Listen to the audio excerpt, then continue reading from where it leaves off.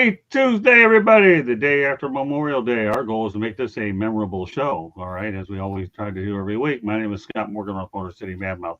Pleased to be joined by Bo Crouch, Melfar Jr., and Travis Holmes. Just going over the topics real quick, then we'll get right to it. We're going to talk about the Miami Dolphins owner, Stephen Ross, NFL Total Access, Nathan Rourke. And by doing that, we're going to let these guys go ahead and say what's on their mind and parting shots. With that said, let's get to it. Welcome back, Bo, Travis, Mel. Good to be back. Thank you for having me back. Thank you. You're welcome. Mel did a good job on the Motor City Madmouth show last week. Obviously, I'm working to build that on the No Filter Network. Let's get right to it. According to Front Office Sports, Miami Dolphins billionaire owner Stephen Ross turned down $10 billion for the following assets: the Miami Dolphins, Hard Rock Stadium, the Miami Grand Prix. Only one question to each and every one. Yeah, could he get more money the longer he sits on this? Bo? Yeah, I mean, I think he could get more money now, which is probably why he didn't do it. You're talking about multiple venues and teams, and 10 billion is probably not enough based on the way the market is today. So it makes sense why he didn't sell it. That being said, 10 billion is a lot of money. Okay. Mel, what do you think?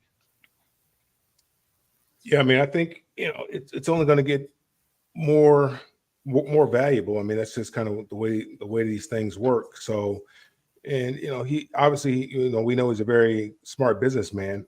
He wouldn't have become a billionaire if he wasn't. So, I think he's taking the right strategy and is just going to wait it out and see what happens, see how it all plays out. And yeah, I definitely think it will be. What do you think, Travis? I mean, he purchased it all for what, $1 billion combined overall between the stadium purchase and the land and everything else. And he's been offered 10 times that. Obviously, this is not this may be one of those few situations where I actually believe the owner when he says, "Hey, man, this truly isn't for sale." They often say that, and then we don't really believe them because why are you negotiating something if it's not for sale? But I guess that's no different than my house not being up on the market, but somebody shows us to my house and offers me 5 times or 10 times the amount. I'm gonna listen to you, but it's still not for sale. If I come to that conclusion, if my wife says I ain't leaving, then it is what it is. So that's kind of how I feel about it. But he's a billionaire for a reason. Otherwise, there's no way I believe he wouldn't have made that deal. Well, number one, the Miami Grand Prix is worth enough money in itself. That's a cash cow if I ever saw one. That's item number one. Two, I was covering the Dolphins back in the 80s. I'm going to tell you, when it was Joe Robbie Stadium, and there was so much land around there. And to see what Ross has done, he's added the Miami Dolphins facility as well, training facility, and who knows what they're going to add next. You got tennis there, and that wasn't even added in there. It's just built in. So, yeah, you guys are right. The consensus is that Stephen Ross didn't become a billionaire by accident, and I can only imagine should he ever want to sell this at all. I don't see him doing it anytime soon. I think he can get $20 billion if he keeps sitting on it. And remember, you're talking Miami. Okay, Miami, $20 billion, not anywhere else. You got the beautiful weather and the amount of land surrounding the area. Yeah, there's no question. This is a unanimous that he can easily get more money. All right, the NFL Total Access is no more. 21 years on the NFL Network. Travis Holmes, are you going to miss it? No, honestly. I mean, I should miss it because they're good for the various clips that you can watch on the socials and everything else. But for the most part, I don't watch a show. I don't watch a full episode. I'm not going to miss it in that way. And just the way that I digest my sports period is just not. I'm not watching very many full shows. I'm getting it through the socials. I'm getting it through the media. I'm getting it through the internet. Just like everyone listening to me right now is getting it through the internet, through their phones, etc. I'm the same way. I'm that, I guess, newer generation that's screwing up these paychecks for for those older guys on the networks and such. So it stinks, but I am the enemy apparently. All right, let's go to the chat room real quick before I turn over to Mel. Ashton Nix, who, by the way, is on my crew for 108 Stitches Baseball Talk. This guy is absolutely fantastic. He really, really is. He's one of our newest additions here to the network, and you know what? I got to know him on Twitter, as I have a lot of people. And you know what? When he tells you something, take it to the bank. Sport franchises are good business opportunities when you know what you're doing. You know what? Truer words could be mentioned there. Good evening, George. Good to see you tonight. Action, just look for him on baseball. All right, Bo, I'll turn it over to you. What do you think about access? Yeah, I mean, I think everybody's kind of started to go away from normal TV shows. Some of it is just because of when they air, right? Unless you're on demanding it, a lot of times you're not watching them live anyway. So a lot of people are moving towards things that they can stream online. And a lot of these networks have started realizing that. So, and it hasn't mattered if it was NFL Network or Fox Sports, CBS, they've all laid off major anchors, so to speak, journalists. And I mean, this is just more of that. On the plus side, because they are headed this way, they are adding fuel to all of us that do podcasts. So, you know, more people are moving towards podcasts, video casts like this.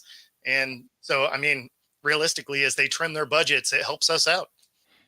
Yeah, that's a good point. You know, go ahead, Mel.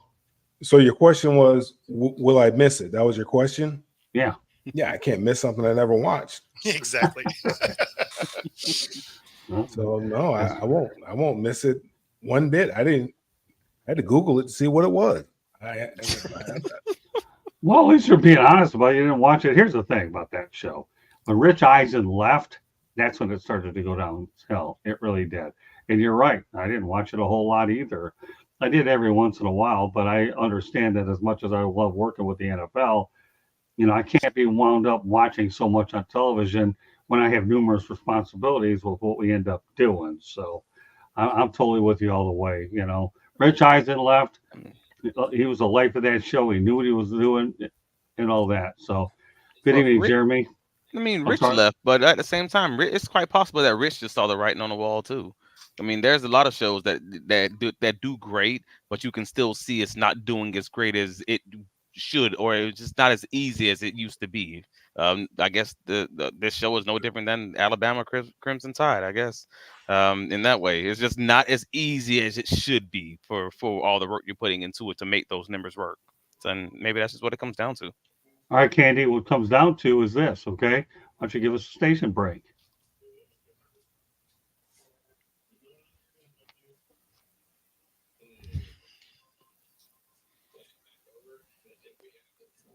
And I know she will do it, right, Candy? I mean, you know, all things being equal, Rich Eisen basically has a podcast at this point, right? He's broadcast on Roku, and that's it. Right. I mean, for the most part, he's still getting it done. Yeah, and guys like Colin Cowherd, I mean, he's still on FS1, but he has his own podcast. All of them do. Stephen A. Smith. I mean, Shannon Sharp. I mean, exactly. the broadcast, the network show gives them a name, and then they build their brand on their podcast. And you see a lot of them. You know, Shannon's he's only on there 2 days a week now. I think it is on First Take, whatever it's called. I think he's on there 2 days a week. Mm-hmm. Yep. Well, but he's podcasting a lot more than he was when he was at FS1. That's for certain. No doubt. So station identification. If you see that red subscribe button, that means you have not subscribed yet. Please do so. Like, share us with all of your friends. Monday nights we talk baseball, 108 Stitches Baseball Talk. Tuesday nights is football inside the pigskin. Wednesday nights you will find Sports Exchange. You will also find on a new network, No Filter. Scott does a one-on-one interview show. It's nofilter.net. And then Thursday nights, to be determined. You can find all of our podcasts wherever you get your podcasts. Apple, Google, iHeartRadio, CastBox, Deezer, you name it, Geo7, we're on it.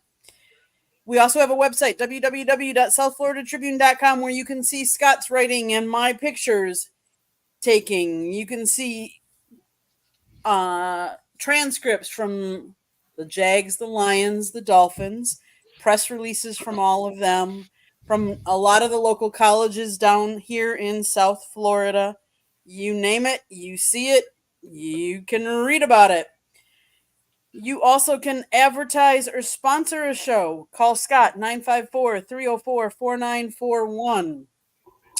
Scott actually went out there and wrote a book about his time in the media. It is called Lessons from the Microphone, Tuning into the Enduring Wisdom of Visionary Leaders. It's available on Amazon, Barnes & Noble, Kindle, Apple, and Google. Get your copy today. Back to the program. Thank you, Candy. Also, if you want to find us on Twitter /X at Tribune South gets it done. All right, off to the chat room. That's for all. Looks like we have some good participation here. George Icorn, without a doubt. Ashton is a good sports guy. Oh yeah, he's a. I'm looking forward to working him as often as we get a chance. Okay, kneecap fighting. Good evening, Jeremy. Okay, Rich Rising. Yeah, we know it's Eisen. Okay, keep it going. And rest in peace, Bill Walton. Yeah, that was big news of yesterday. Bill Walton passed away at the age of 71 due to cancer. Almost all the on-air personnel use that to grow their personal networks. It's called Savvy Social Networking. Yeah, no doubt about it. Podcasting does help these guys grow their other thing, and I'm finding that out as we go on and on. And Bo made an outstanding point that when you ultimately go to streaming, like we're doing, you need every tool you can. In fact, when I was out in Toronto and I talked to Don Mattingly, and I was told him what I'm doing, Don and I are just friends, okay? I didn't go to Toronto the last time looking to get an interview with him. I'll mention him when I write my story over at the Blue Jays. But I told him, he said, boy, you're involved with a lot of things, including the podcast. He's on. That's the way I can grow the brand. Plus, I have a book. So, yeah, I have to get it out there any way that I can. So there's no doubt about that. So Bo, you make an excellent point there. And Jeremy, your point's well taken as well. That indeed, okay, their personal networks are what they are. It is rare that social media guys become a network guy. Well, I don't know about that, Jeremy. We'll see. I'll leave that one subject for a discussion with these guys if they want to address it. Well, I mean, it's easier to go one way than the other. That's for sure. It's easier to be a network guy and then get onto social media than it is the other way around. You can do it, but the odds are lower. Yeah, when I was up in what I am a part of the Southern California sports broadcasters, and some of those guys being a network with some of the local stations are still using it as an aid of sorts. So with that said, I have one last topic, and then I'm going to let the crew go ahead and tell me what's on their mind. Canadian quarterback Nathan Rourke lands with the New York Giants off waivers from the Patriots, previously with Jacksonville. So I guess my question to you guys is, will he ever see the field in New York aside from the preseason? You know what, Travis? I'm turning to you first. I'm a Nathan Rourke fan, huh? Yeah, and I am. There's no sarcasm in that statement. I was a fan when the Jacksonville Jaguars signed him from the CFL. I was a fan of him even when the Patriots signed him, thinking he might have an opportunity there. Going into the next season before the draft occurred, obviously. And I'm still a fan of his as far as a developmental quarterback, especially for this New York Giants team who is lacking skill at the quarterback position, frankly. The Giants have an opportunity to get off that Daniel Jones contract. Frankly, I mean, if they're willing to eat that dead cap, they can get off of it as a post-June 1st cut this year. And obviously next year they easily get off of it. So to answer your overall question, does he have an opportunity? Yeah, I would believe so.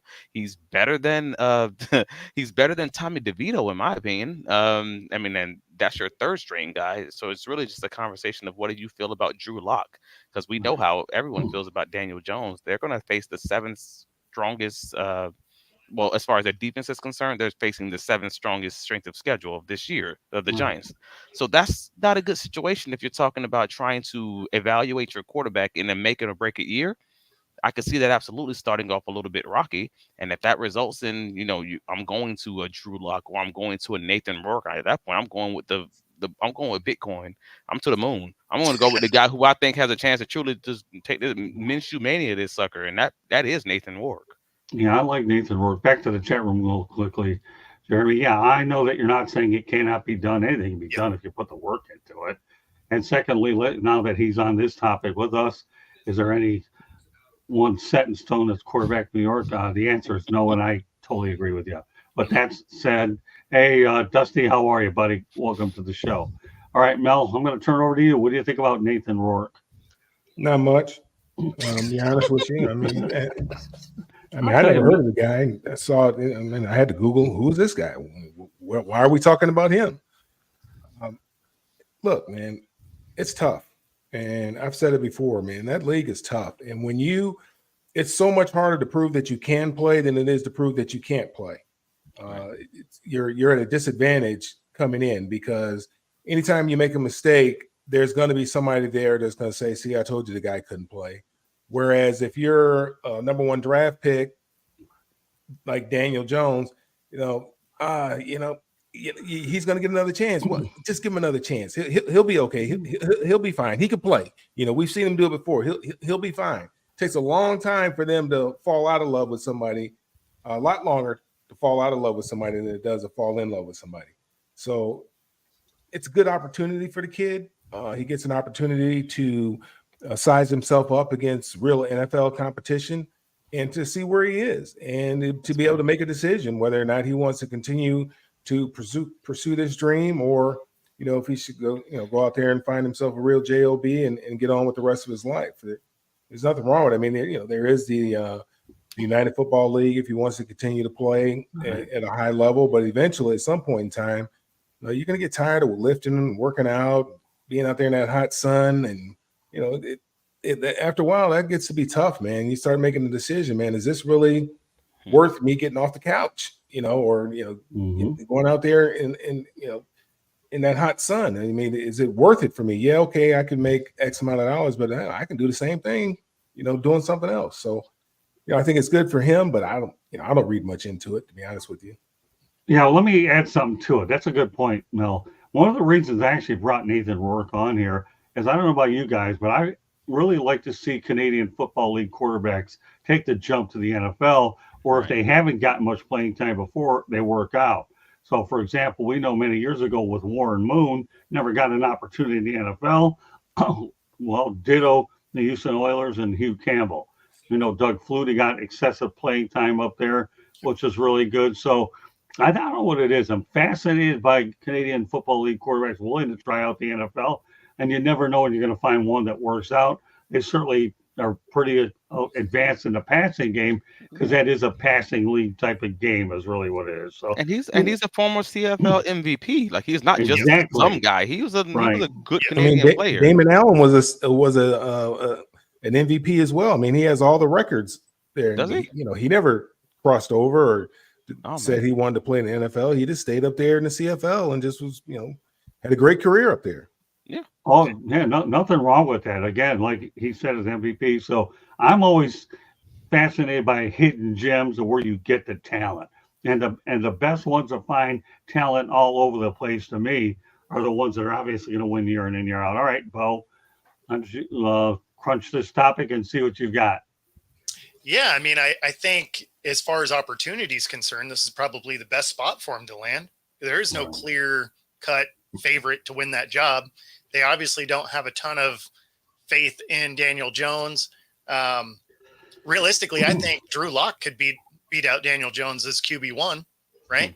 And although Jeremy thinks there's 4 QB3s on that roster, I would say Drew Lock is a solid QB2. Like he's proven he can step into that role. Daniel Jones is probably in that same kind of capacity. So, I mean, if there was a chance for him to outshine the guys that are already on the roster and get a shot, this is that team. Yeah, no question about it. All right. Well, you know what? Like I said before, I like looking for hidden gems. And you know what, Bo, you're right. I think the Giants are one of his best shots, knowing that the amount of quarterbacks they have on that team. Obviously, we'll know more in training camp, but when you have a guy who's a former MVP of a professional league, I'm not selling him short. So, all right, I'm going to do something different tonight, which will probably become permanent. It most likely will become permanent. Everybody's going to have a parting shot topic of their own. You know what? I'm going to lead off with this one real quickly, okay? Dak Prescott says he's motivated by the Dallas Mavericks and Star success going in, and it'll put more pressure on him. So, but he forgot about the Texas Rangers. To me, tell you this about Dak Prescott. This is hogwash. I do believe this is just my opinion, that Prescott is the most overhyped, overpaid quarterback in the NFL. And that's all there is to it. You know what? The Cowboys, to me, should have won that title by now with all the talent that Jerry Jones has had around you. But Dak Prescott has come up short at key moments. He really, really does. And yeah, of course, Jeremy needs to motivate himself. All right. Well, let me ask you, Jeremy, is it the money enough to motivate you in keeping your job? Give me a break. I understand where you're coming, but to me, okay, if this guy needs a hype job, then as far as I'm concerned, they should move on within the next couple of years from Dak Prescott. I am not I don't really care about Dak Prescott whatsoever. I think they should take Dak at his word and pay him zero. Yeah, I agree. Yeah, you don't need the money, not much in the way of winning playoffs. He said he doesn't play for money. Okay. Yeah, Challenge that'd be great. Yeah, I agree. Not much in the way of winning playoff games. Yeah, there's no question, Jeremy. Take him for his word. Y'all harsh, man. Y'all give him a contract with zeros on it. Yeah, there you go. We'll see how much motivation he needs after that one. So exactly. That's my. We hear tens and tens and tens, and if not hundreds of NFL players make this same statement nearly every year, and no one gives them the ire because they don't play quarterback or they're not the person who has, I mean, this guy's not even the top 10. I have not heard one person say that they don't play for the money. Oh no! I mean, Foye Oluokun for the Jaguars, a linebacker, just said it last month. Like, I mean, these guys say it all the time that we don't play for the money, or I don't care about that, or whatever language you want to put around it. Is I'm playing for championships, I'm playing for this, I'm playing for that, but it's not about the money. You may get a few guys like a wide receiver or a cornerback. Those guys always will say they'll tell the truth out loud and say they are playing for the money. But most of the other guys, most of the other guys, they're gonna just be like, nah, it ain't about that. It's about the competition, etc. I mean, and some of those guys do reflect some of that in their contract negotiations, where they're not trying to bury the team by being the most paid guy. Obviously, they're going to get what they can, right? But some of those guys you can see take lesser when they want to try and go get a ring. Usually it's later in their career where they're like, you know what, I'm going to go wherever I can because I want some hardware. It's later in the career when they've already made the money. Yes, bingo. They built up that piggy bank now, and now they want to go and buy that championship. Contract is money every time. Yeah, but I'm like, he's the 12th highest paid quarterback in the league right now. Like, can we at least be reasonable and say Dak Prescott is more likely than not in the top 12 quarterbacks? I don't think that's being over the top right there, and I'm not even. I'm not giving him that, but if you want to, that's all right to you. I'm going to give him that. I'll give him top 12. Yeah, top 12 with all the quarterbacks that have played in the NFL. Really? No, he's talking about the top 12 right now. Right now. Well, I wouldn't even put him in the top 12 now. I mean, he's just saying that his craziness to talk. Hate. Come on. Oh, I'm not putting him in the top 12 now. Maybe you know what, Paul? Do me a favor, okay? Send me a text later, and we can make a topic out of it. Top 12 now. All right, do that later on. Tell me of who's available, who you would take over. Well, right now we'll save it for next week. We got a cliffhanger here. We're going to go ahead and talk about that. We got time. We're only 20 minutes into this day. Oh yeah, but some of these chats are getting interesting. All right, these chat fighting here telling me. Oh, here, let's feed off of this a little bit. Okay, number one, the final year of a contract, bloated, $58 million. Backloaded, good stuff, Jeremy. Okay, backloaded. Yeah, but that's not on Dak. That's on the team. No. Well, that's true. I agree. But the bottom line is he didn't. $58 million. It may not be on him, but obviously he's collecting the cash. And all I'm saying is, that's blame on that's still on the accounting team. They ain't got nothing to do with Dak. Yeah, they're gambling on what the salary cap is going to be, so they backload those contracts. Right. Yeah, he's not getting that cash. That's the cap hit. No. He's already got that cash. That's a Jerry Jones problem. That's not who your ire should be going to. No, in fact, next year could be really crazy because if they don't extend Jerry Jones could fix the problem by giving him an extension. He could fix that problem. But he don't want to do that. Yeah, and if they don't, next year is going to be wild because he may not be on the roster and they're still going to have a dead cap of $60 million for him. Well, Mel, let me tell you, my friend, I live in the present. That's all. I don't care about next year. Okay, how many of these video casts are we going to do between now and then? Give me a break, really? I mean, whatever. I mean, now that's not the problem. And the problem is, I think he's overrated, and that's what I think is the problem. And you know what? The Dallas Cowboys, I don't think have been to an NFC Championship game since 1995, right? No matter how many different quarterbacks that they've had, they still haven't gotten there. And Mr. Prescott always finds a way to make that costly turnover. You cannot blame. He doesn't find the players. You can't blame that loss in the playoffs this last year on him. That defense was ridiculous. Because if you watched a receiver, they were playing this weird soft coverage zone that also didn't somehow wasn't in the zone. Like everybody had 5 yards around him. I don't know what you expected Dak to do. Now, did he play a perfect game? No. Could he have played better? Sure. He could not overcome the defense they put on that field. Bingo. No, I don't have to blame him for the last enough one. game to win, and that's the piece that matters. Yeah, I don't have to blame him on the last one. I got enough of them in the past to blame him on, so I don't care about that. All right, so here, Scott, you're not wrong though. Dak Prescott, both things can be true. Dak Prescott could potentially be overrated, but also still being underpaid. That's my argument. All right, but here, let's take it to another level here. I think he's underrated. I think he's underrated, but there's big expectations in Dallas because of who the owner is. I mean, he's Kirk Cousins with more cameras. That's what he is. Well, that's true. Like he has more cameras on him. Kirk Cousins, everybody likes him. They know he comes up short in key spots, but he's played for teams that haven't been the best over the years and is a stat monster. Well, when you look at Dak, he has very similar success.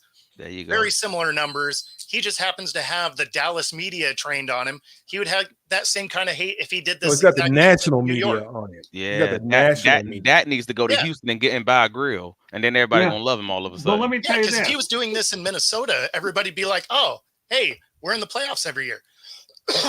Let me tell you this, Travis. You and I were at the Jaguars and the Cowboys game. And, we were glad he laid an egg there, weren't we? Because that was a big game for He didn't lay that egg, man. And I'm a Jaguars fan. That man threw a ball that hit, who was it, Noah in the chest, and then bounced up into the Jaguars defender's hands, and he ran it back for a pick six. And you hit somebody in the chest, and you blame the other quarterback for throwing an interception. I'm sorry. Well, can I ask you a question? Okay, let me ask you a question about that. Here, this is getting interesting. That's why we have a few topics here, because I want to make sure we lay on the beef here.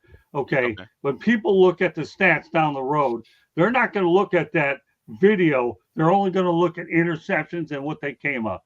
Okay, they don't have a video attached to every interception that's in the stat sheet. That's all I'm saying. Yeah, but that's why we go above and beyond, baby. This is like student of the game material. We telling y'all more. We're going above the stat sheet. We're not stat sheet watchers. We all play the game. We all analyze this. We taking this to a whole nother level. Let's go.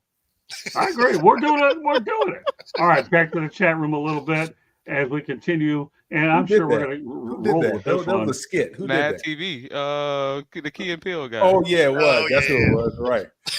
that was, what's his name? When he interviewed Ice-T. No, he interviewed The Rock. He interviewed The Rock and Exhibit.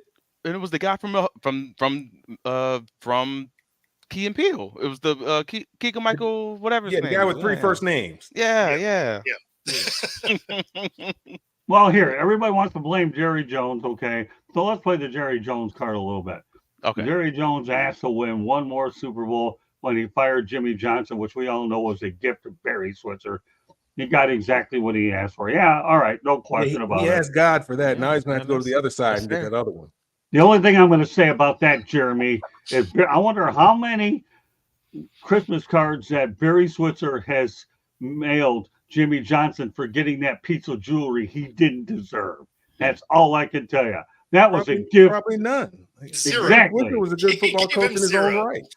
Yeah, but that was in college. You're not going to sit here and tell me he was great for the Cowboys when he got it handed to him, because if you do, Mel, seriously. We all know that. We all know those were Jimmy's players, but I mean, I'll only give Barry Switzer credit for what he did at Oklahoma, not Dallas, because you know what? As we saw earlier toward the end of the year, how did Jimmy Johnson got his name in the Ring of Honor, right? And now Jerry's starting to show a little bit of love. And as Jerry gets a little bit older, right? Okay, maybe I need Jimmy after all, because I have to bite my tongue, eat my ego. Okay. I can't do this alone. I need Jimmy. So if we're doing that, then we need to give Tony Dungy that Super Bowl that John Gruden won. Let's go. Let's go. I wouldn't think about that in a heartbeat because John Gruden didn't win it anyways. That's easy, Mel. Give me something more difficult than that because that was easy. Tony Dungy should have 2 Super Bowl I'm like, rings okay, now. I'm just saying. But Jerry's a solid GM. I'll give him credit for that. He's way too in the media. He's all P Diddy, all in the middle of the screen, dancing and everything. But overall, sorry, not Diddy in that way. I'm just talking about he's Mace. There you go. He's Mace. He's all in the screen, dancing and everything. He's on the radio. He's doing a little too much there. But overall, he's a solid GM though. Like he has put together some pretty good teams that probably have been good enough to win one, if not multiple championships. I give him credit there. His ability to build a roster has been fantastic. Yeah. Like Jerry Jones is a great marketer. And Yes. that's what he is. That. Better than anything else. Because yeah. we were talking about whether it was last week or whatever, the valuation of that franchise. At one time, NFL football teams were not very valuable. Yeah. It was the soccer clubs, as they call them, over in Europe that were the most valuable franchises. Then all of a sudden things flipped. Roger Goodell they stopped calling them football teams. They started calling them clubs. And these franchises, all of a sudden, somehow or another, the owners, got the, they all got big egos too. They know that some of these NFL owners own football clubs over there in Europe. And they say that this is not going to work. They figure out a way to merchandise, market this product to where now these franchises are some of the most valuable in the world. Well, yeah, there's no question. But I want to say this, okay? I agree with you. There's no question that, Jerry Jones isn't a billionaire for nothing either. We talked about Stephen Ross earlier. But here's the thing we all have to understand about this whole thing is Jimmy Johnson fleeced the Minnesota Vikings in that Herschel Walker trade and not Jerry Jones, okay? Jerry Jones was desperate coming off some bad seasons, and he needed Jimmy in the worst way. Okay, yeah, Robert Wardell, Jerry is an egomaniac. That doesn't make sense. Well, they came in together, so those bad seasons were Jimmy's. The bad seasons was Jimmy's. Yeah, all right. They came in together, but I mean, he had to rebuild the roster the way that he wanted. He had to get his players in there, and he did it his way, and he came up with his little formula. Putting value on the draft picks, and they figured out a way where they could always win when they're doing their trades. I won't even question Jerry Jones. Okay, lately for some of the draft choices he's made, he's been pretty good. But let's put it this way: Mr. Fleece is Jimmy Johnson. Okay, I don't care about Jerry Jones. He's done all right with some of his facts, but they haven't led very much. Jeremy, I know about the Jared Goff, Matt Stafford dream that was built around him. I get that, but you know what? Well, we'll try to stay on topic here, knowing full well that your analogy is appreciated very much. But we're talking about the fact that here, okay, Dak Prescott to me and Jerry Jones and all that circus that you call in Dallas is what it is. I know Jerry Jones is a centuries Al Davis senile and gets exactly what he pays for, sure. But at least he got that kind of money, doesn't he? All right, Travis, you want to add to this? Nah, man. I'm just. It said Jerry Jones is an egomaniac, and I'm like, I mean, yeah. What billionaire? Thank you. I mean, right. Isn't that all of these guys? Like, that's kind of what it is. You're a billionaire. You own things. You own all these people. You own all these organizations. I'm sorry, I'm going to call it what it is. You own these people in a lot of ways. We get what you're saying. Yeah, no. I mean, it is what it is. And at the end of the day, why? And this goes back to the Miami Dolphins owner conversation. Why would you sell something? If I own everything, I have a yacht, I got multiple houses, I got all these things. I have me owning this thing, this football team, this football club, as you guys said, is way more important than anything you can pay me. Because what am I gonna do with that money? Buy another club? Like, come on, this is the thing that gives them into way more doors than that money ever will. Yeah, I mean, let's go. They'd have to knock him off his feet with an offer, and $10 million just wasn't getting it done. Yeah, let's go to Robert Wardell. $10 billion. I want to go to Robert Wardell. He's got a good one. How is Jerry a good GM? He's willing to overpay and overrate Dak. Well, that's kind of where I've been going.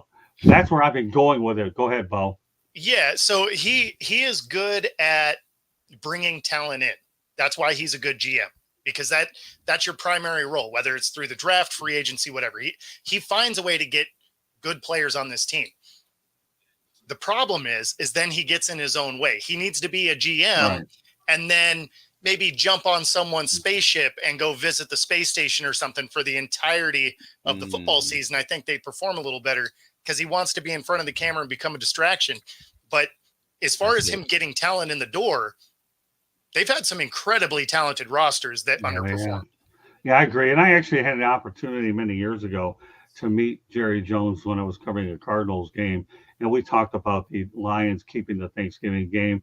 And let's talk about the power the man has in the league. He said, he told me, he was really nice. I got like 3 or 4 questions. And look, Jerry, he gave me a one-on-one. He was great. And he said, you know what? There's no way Detroit's going to lose that game. Yeah. And then he says, I guarantee it. And I'm thinking, oh, no, all right. This guy, I remember he orchestrated that move to LA when the Rams moved there. So, let's talk about separate Jerry Jones, the businessman, GM himself, so I'm with you. I'm glad we spent some time on it. I think the topics. The problem with Jerry is he gets too emotionally attached to some of his players. And that's where he ends up making a bad decision, like the Ezekiel Elliott decision. Right. That's the guy he probably shouldn't have paid. Right. A great GM is Lil Wayne, able to build his corporation. A bad GM or Jerry's more like Suge Knight. He's able to build a good organization, but he just can't get out the way. In that way, and it causes problems downstream. That's all. Yeah. All right, I'm going to put one chat up there, and I'll let one person add to it because you 3 have parting shots as well. I guess I stumbled onto a lightning rod here, so and that's why I let so much go in. That you called him Suge. That's all right. No, it's good. I love the stimulating conversation. And I acknowledge every chat as long as it's intelligent with good intentions and good faith. No problem. All right, so I'm going to put it up there. And which one of you guys wants to answer the question? Because Bo is next with his parting shot. This year, he went to the space station during free agent, or was it the hyperbolic chamber? All right, who wants to address this one? I'll let Travis have that one. I'm not even sure what we're talking about. Like, is this a Space Jam theme? I don't know what's Yeah. happening. It's because I made the comment that as soon as he's done cultivating talent, he needs to get off the planet so he can stop being a distraction. That's where he was going there. I got you. It was more figurative than literal, but I mean, he has the money to go there. So I guess there's that. Yeah.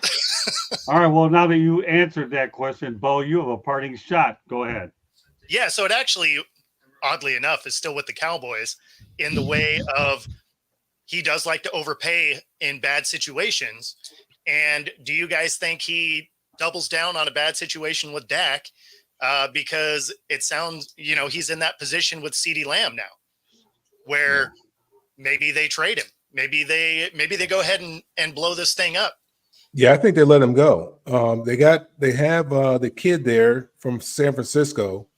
I think he wants to get cheaper at that position. And I think he wants to try to blow it up right now because, I mean, what other choice do you have? For whatever reason, he's never, regardless of what he said, I don't think he's all that in love with Dak. Well, yeah, you didn't want to pay him last time either. Exactly. He was just always afraid.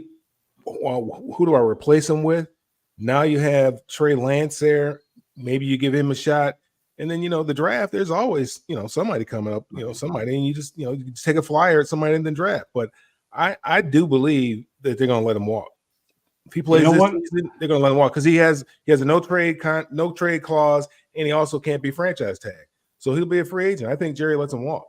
Yeah, and you know what, Mel, the guy you're referring to is Trey Lance, who we talked about a couple of weeks ago. So I couldn't agree with you more. There's a reason why Jerry Jones made that trade to get Trey Lance there.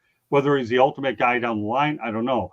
But for some reason, Jerry Jones, the type of person that he is, he's taking a big swing. He's taking a big swing. Yeah, no, I'm with you there. So, all right, well, that's who I think. I agree with you, Mel. Okay, so anybody else? I mean, all right, but Trey Lance is also on the last year of his contract. Like, that's the other thing. So he's going to have to pay Lance at least for backup money, just to keep him. Like, everything says that this whole thing is going to be blown up after this season, down from the coach's contract to Dak's casual contract, down to where the dead cap actually hits as far as the team is concerned. The fact that they don't have very much depth on the team, so everything is truly put until that front line, and all of it lines up saying, win it this year or all of you are out of the door. And that's fine. I think if they win it, I think even if they win it, they're out the door. It's going to be like the Bulls. Yep. Mm. Well, and they That's don't rough. have the team to win it this year anyway. Well, of course they Well, don't. look But at I all think the that's players the that. ultimatum. Yeah, but think They got about some of the Zeke- players they that got Zeke have back. already. But think about it. Think about the players that have departed already. It's not getting any easier for them. No, and that's why I think CD Lamb may be out the door. Okay. Because I mean, at this point, you're not really a team that's going to compete. Yeah. You got to figure out what his extension is going to be. If you're gonna have Trey Lance as your quarterback, you need to have a viable weapon for him. So I think they'll pay him. I think they, for whatever reason, these owners like to pay wide receivers big money, $30 million a year. I don't understand it, but I mean, I think he's going to get his money. But if But then there's you got to if deal there's- with Micah Parsons next year. If Trey his contract. Lance, though. yeah, I'm like, if there's a position that they're going to be You don't have willing to you don't have trade, pay it's Trey going to Lance be a whole lot of money. receiver. You don't have to pay him a whole lot of money. Yeah, but who else you gonna bring in, because he's gonna be good for a game. Yeah, I mean, that's Then something you he's gonna have draft, to then you think draft about. a guy, I guess. Yeah. You'd have to, right? Because you're probably not paying Cooper Rush, right? So that means you have Lance, a guy I mean, that Adrian Martinez made is it. looking good in the UFL. Yeah, you know what, Mel? He really Wow. is. He Isn't was he? with the Lions, wasn't he? I liked him. I thought he had a chance to make it. Yeah, but you know what, Mel? That validates everything you've been saying from the start. That United Football League, to me, will produce some good players. And you're right, Adrian Martinez, could be on an NFL roster before. Wasn't he with the Lions last year in training camp? Or Yeah, 2 years ago? I'm pretty sure he was. But you know what? I'm looking at a body of work with the United Football League. This guy here will be a hot commodity when that season's over. So that's an excellent point, bringing up Adrian Martinez. And, he's playing for the Birmingham Stallions, right? I believe so. Yeah. And, they're looking to repeat as UFL champs. So we'll see. We're not UFL, but they won it last year with the USFL. In fact, I think they won it 2 years in a row with the USFL, didn't they? I got you. Yeah, I'm just not sure that CD Lamb's going to even be on this roster at the trade deadline. So I guess I'm not we'll sure. He's number 88. Come on, man. He's going to get his money. That's number 88.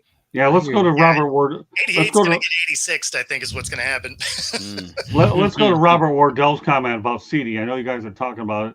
I think CD will get what Jefferson gets and then ask for more. I bet. I wouldn't be surprised.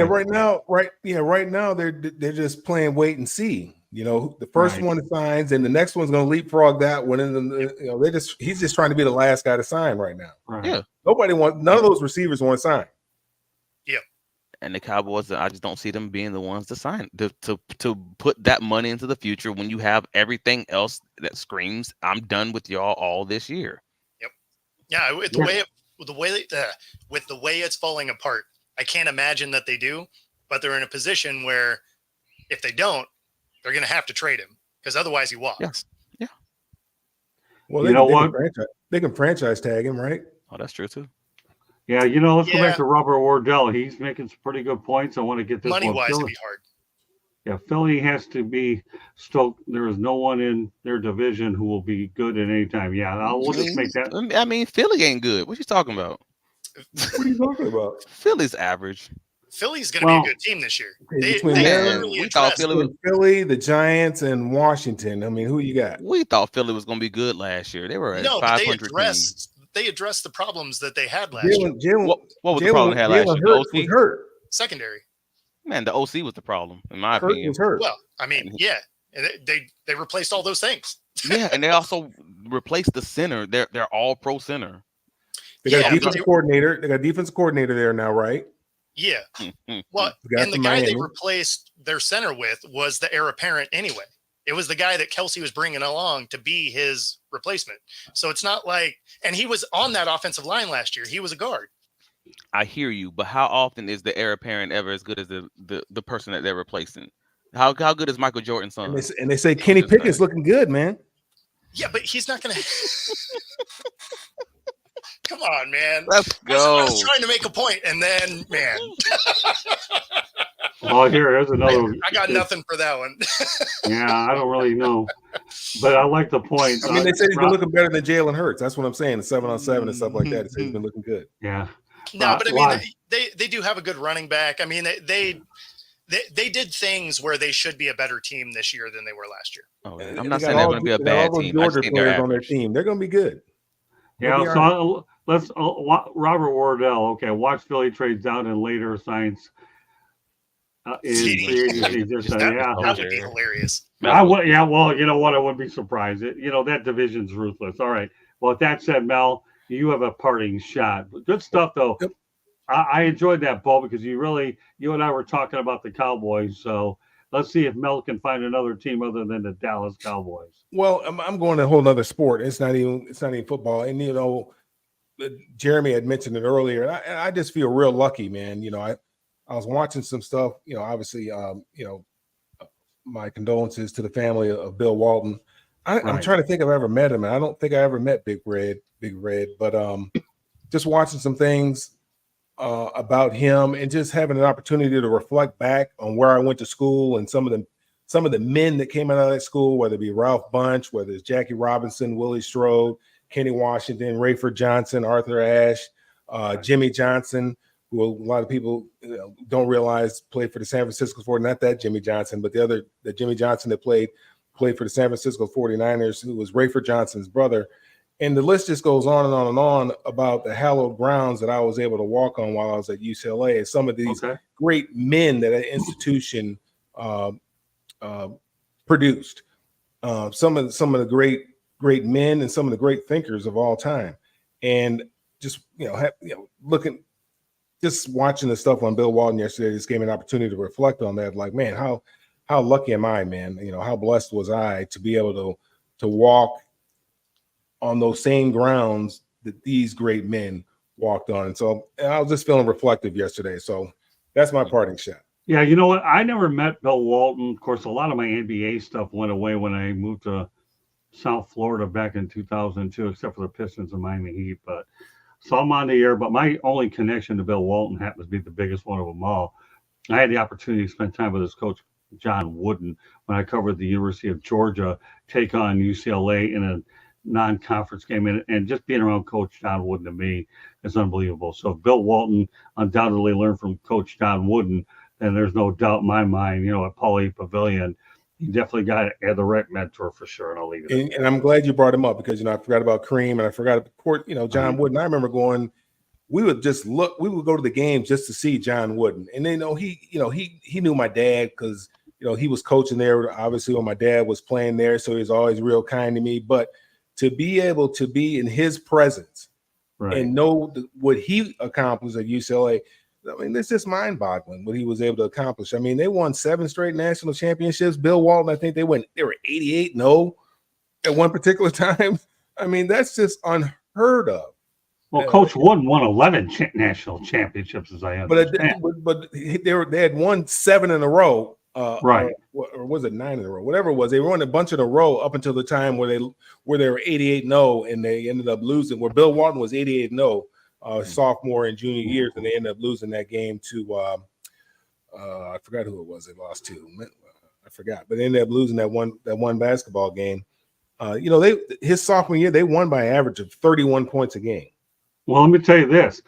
Coach Wooden's pyramid of success, to me, is something that I can tell you right now. I have it on my office wall, and I look at it as something that I go out there and believe every bit. If I need wisdom, I go right to that. Forget about the rest. Coach Wooden was great. My only regret was I never had a camera phone. I could write a book on what I lost without camera phones, and now I'm trying to go to places where I didn't have them, so at least I could get some of them later. I'll talk about that one day when I get to my Toronto stuff when I was at Maple Leaf Gardens. But yeah, if you haven't been to a UCLA game, even at the renovated Pauley Pavilion, you gotta get there. I mean, Kentucky basketball, Rupp Arena is like watching a pro game there, so when you go there, but when you go to UCLA, tell me when you got that many banners, and then even if you had the one that Jim Herrick put up there, that's just another one in the qualifiers, right, that you already have. So yeah, no, Mel, I'm glad you brought up Walton because he just really got me rolling there in terms of being able to talk about Coach Wooden. So if you're going to go off topic that way. All right. No, that was good. We all know about UCLA roots, but now obviously they came more magnified yesterday as well. All right. And I do want to, I know it's off topic a little bit, but I have a young lady named Kate Eichison who is in my system. I'm trying to groom this young lady who just turned 20 today, and I'm going to make sure she listens to this show.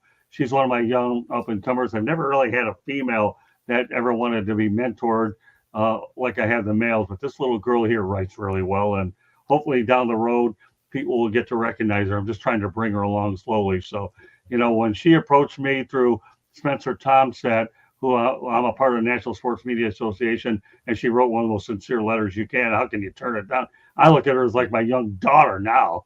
She's just turned 20. Kate Eichison is a person that you're going to see down the road on some of our networks, but you just have to ease this young girl here. Happy birthday, Kate. All right, Travis, give me your parting shots. I mean, my parting shot was the report from earlier today about the NFLPA proposing to overhaul the OTAs. Okay. That could take place as soon as the 2025 season.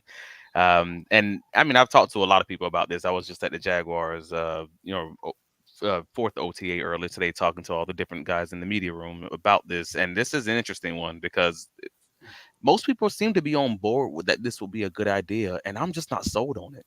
And that's the weirdest part about this. What is it? What is it they want to do? So they basically the basic idea is they wanted to, instead of having OTAs and the rookie mini camp in, let's say, mid June, May, I should say, they want to push that to mid to late July and just kind of have it all as you're still having your rookie mini camp, you're still having your OTAs, but you're just rolling it all into a 4-week time frame right before training camp and just having that all be just one big off season, and they'll have like 6 weeks off instead of that smaller time frame for the rookies after the draft.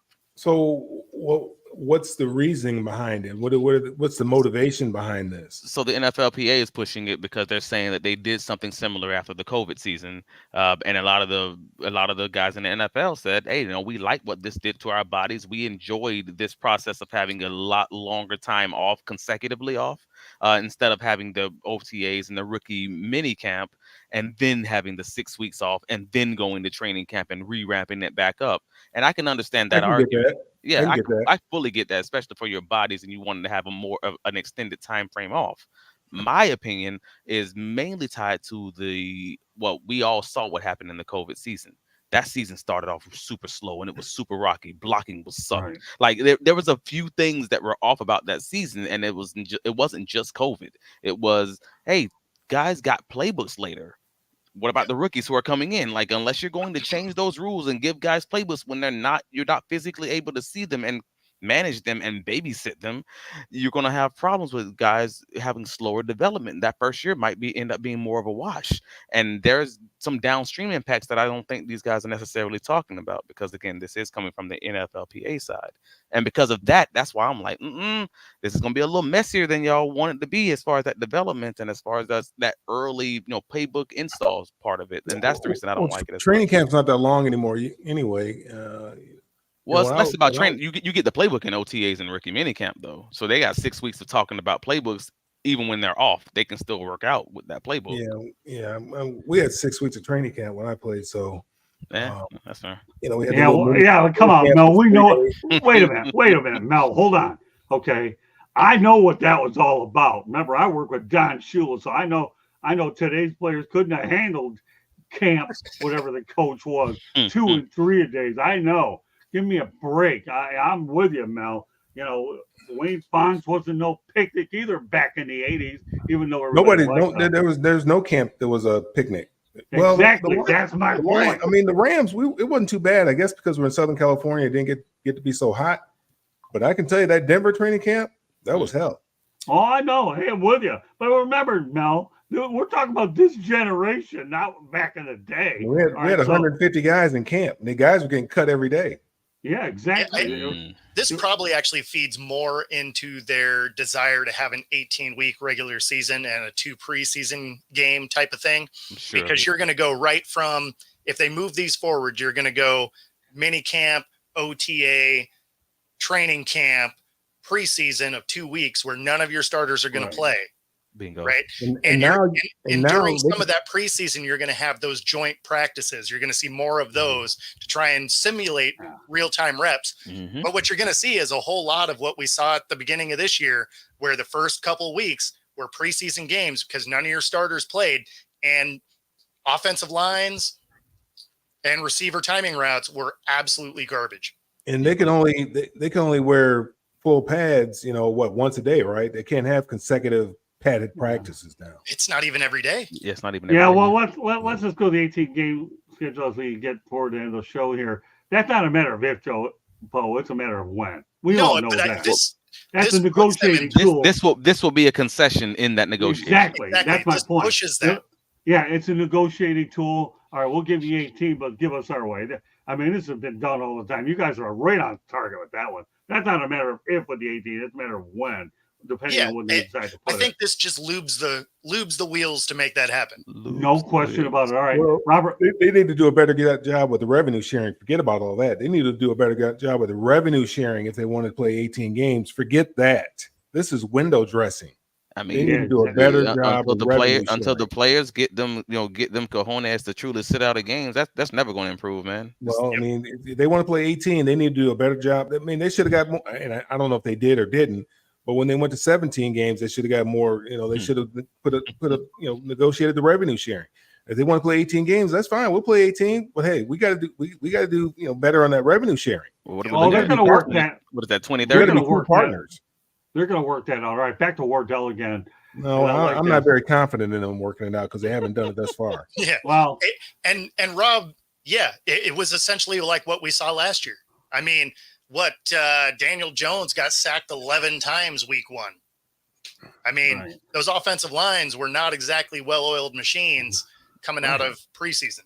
Right. And that's not even touching on injuries, which I know nobody's looking into because the 2020 season was historically they had historic number of injuries that season, and nobody's linking these things together. I'm just like, I'm not trying to be the doomsday guy, but I'm like, I'm sorry, I remember these things. How come y'all don't talk about this? Well, it's one of the arguments that I made for having the preseason games anyway, because a lot of times people would get hurt in the first preseason game, maybe the second, something like that. And you're out 4 to 6 weeks. Okay. So you come back for week 3. Well, you don't play in the preseason anymore. So now you get hurt week 1, week 2, you miss half the year. Yeah, good point. Well, again, we're not done talking about this subject, but it's good that you guys brought it up. And one other thing, Robert Wardell, I actually like the idea that Philly would go ahead and try to piss off Jerry. It wouldn't. I actually like it. I mean, after all, they're in the same division, not supposed to like each other anyway. So, great show tonight. I love the energy, especially on some of the topics we hit on. So, with that said, as we get ready to wrap this puppy up, we're going to have Candy on for a station break, and then we're going to go around the horn for promotional stuff. Go ahead, Candy. Station identification. If you'd like to sponsor a show, call Scott, 954-304-4941. If you're seeing this show and it's the first time and you have not subscribed, hit that subscribe button. Share us to all your friends and family. Monday nights, we talk baseball. Tuesday nights, we talk football. Wednesday nights, you never know what we're going to be talking about. Anything from NFL to NBA to NHL to cornhole, you name it, we talk about it. Thursday nights, to be determined. On Wednesday nights, Scott has a new show on nofilter.net. It's a one-on-one interview show. You have to check us out. Tomorrow night, it's going to be Scott with John Bonamago, coach. If you like podcasts and like to listen, we're on all the podcast platforms, Apple, Google, iHeartRadio, Spotify, all of them. Check us out. Check out our website, www.southfloridatribune.com. We have transcripts from Dolphins, Jags, Lions, local colleges down here in Florida. We also have Scott Wrights, George Eichhorn writes, I take pictures. Go check out our website. And then, if you want to learn more about the media business and how it's changed over 40 years, go buy Scott's book, Lessons from the Microphone, Tuning into the Enduring Wisdom of Visionary Leaders. He's got lots of stories. Obviously, he can talk, because look at him talk here. He tells you all kinds of interesting stories in the book. Gotta go get it. Amazon, Barnes & Noble, Kindle, Apple, or Google. Back to you, Scott. All right. Thank you very much, Candy. Appreciate you. Also on Twitter at Tribune South. With that said, let's whip around the horn. Bo Crouch, let everybody know how they can get a hold of you. Yeah, so you can find me here every Tuesday night on all the socials at Football Talk with Bo, on my YouTube channel at Football-Talk, and of course, Roku TV 5 days a week. Excellent. All right, Travis, go ahead. You can find me on all the socials, Travis D. Holmes. Yeah, you can find my writings covering the Jacksonville Jaguars on bigcatcountry.com. If you're interested in the Jacksonville Jaguars podcast, we also have a podcast on Fridays at 11 a.m., wherever you catch your podcasts. It's a Duval Dive, a Jaguars podcast with myself and a student of the game, Kyle Nash, with the Jaguar Report. And you can find me here every week inside the Pigskin and ever so often on the Sports Exchange and Pundits Pundit. As always, thank you for having me. Hey, Robert Wardell, we're working on getting the audio book. Let me tell you, we've had a boatload of requests for it. So thanks for coming on every week, and stay tuned for updates. This is something we know we have to get done. There's so much demand for it that we're going to do it. But Robert, I'll tell you what, you were a star in this show, and we also want to appreciate the contributions of Smoking. You want to get James Earl Jones to narrate it for you? Yes. Hey, listen, Mel, let me tell you, Mel, you have somebody that wants to do the audio book? Give me a call. You have my number. But meanwhile, you can go ahead and let everybody know how they can get a hold of you. All the social media at Melfar Jr. And then you can follow what we have going on here in Detroit and also in Michigan, and support the foundation at melfarsuperstarfoundation.org. Very good. Well, you know what? Great turnout tonight. I love the energy. We only went with a few topics, parting shots. And what do we get? We got a loaded show tonight. So once again, I want to thank Bo Crouch and Travis Holmes and Mel Farr, the regular on the show. We look for they're on every week. Don't miss them. And again, please follow them. And if they have respective YouTube channels or whatever, please follow them. We want to make sure that you're loyal to them, and we appreciate your loyalty to us. And I'll say it one last time because I really take pride in this little girl. Happy birthday, Kate Aitchison. You have a bright future ahead of you, and we look forward to seeing you down the road. Keep up the good work, young lady. All right. So with that said, on behalf of Bo Crouch, Mel Farr Jr., and Travis Holmes, my name is Scott Morgan, Roth the Motor City Manmouth. Thank you for joining us on this edition of Inside the Pigskin. We'll see you next Tuesday night. Good night, everybody.